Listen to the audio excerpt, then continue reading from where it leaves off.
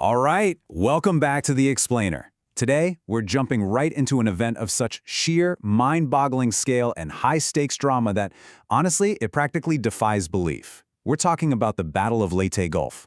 Fought right in the intense, climactic years of World War II in the Pacific Theater, this wasn't just your average skirmish. This is widely considered the absolute largest, most complex, and honestly, the most explosive naval battle in human history.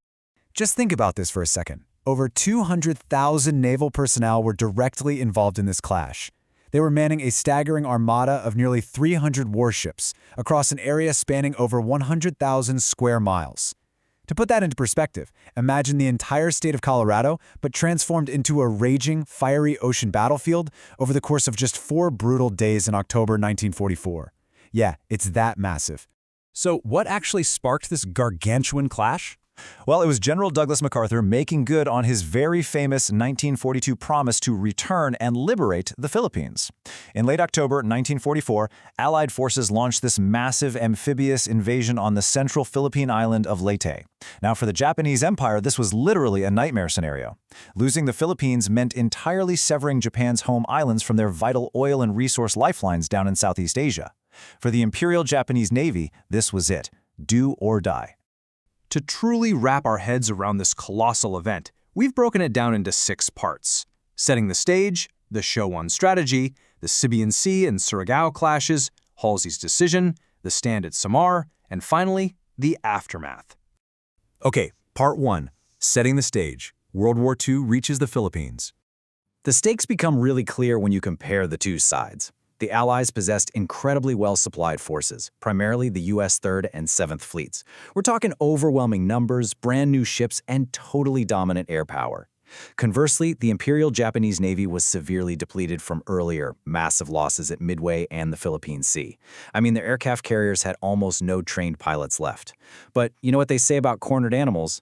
They concentrated absolutely every heavy warship they had for one final apocalyptic roll of the dice.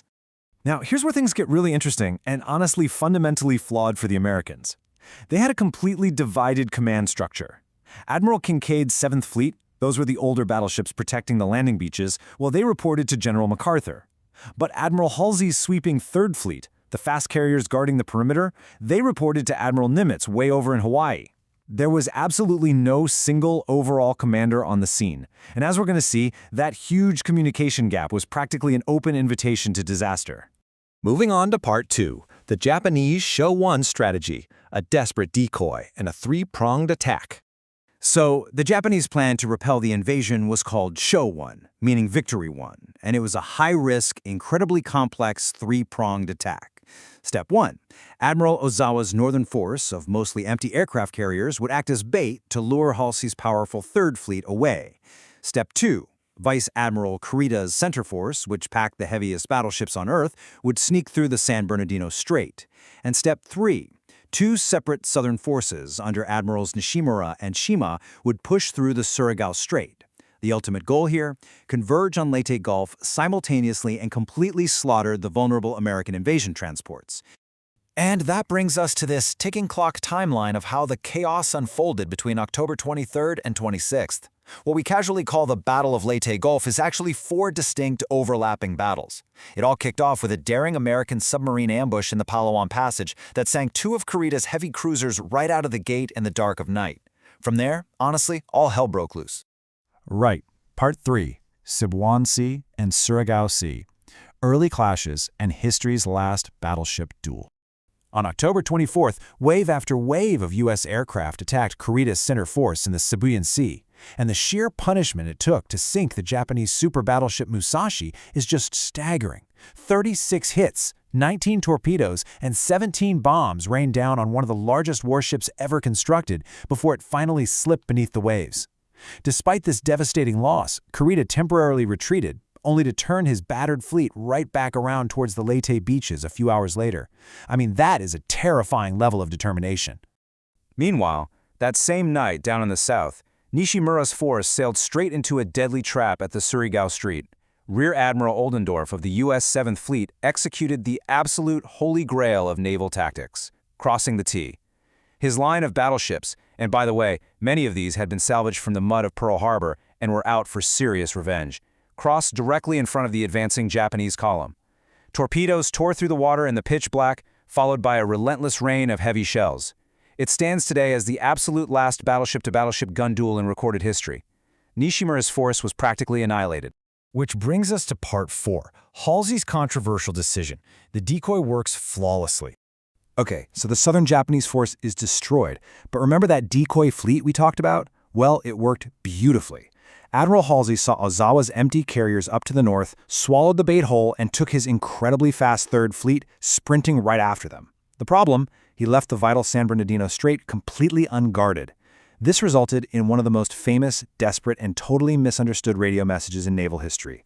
Admiral Nimitz, realizing the Leyte landing beaches were now wide open to Kurita's surviving battleships, radioed Halsey, "Where is Task Force 34? The world wonders." The padding words, "the world wonders," were just meant to confuse enemy decoders, but Halsey read it as a stinging, sarcastic insult. Part 5, The Stand at Samar. David versus Goliath on the high seas. So with Halsey gone, on the morning of October 25th, Admiral Kurita's massive center force steamed right out of the mist off the island of Samar. The only thing standing between these immense Japanese battleships and the fragile landing beaches was Taffy 3, this tiny, severely outgunned American unit of slow escort carriers and small destroyers. What followed was an absolutely wildly swinging, chaotic engagement. In an act of unparalleled courage, the small American destroyers laid down heavy smoke screens and literally charged headlong into the towering Japanese cruisers, firing their guns and torpedoes point blank. They fought so fiercely that Kurita actually thought he was facing Halsey's main fleet. Bewildered, exhausted, and bleeding, Kurita made the stunning decision to retreat. Taffy 3 had somehow achieved a miracle. But right as the Japanese surface fleet failed to reach the beaches, this exact moment birthed a very dark, terrifying new chapter of warfare.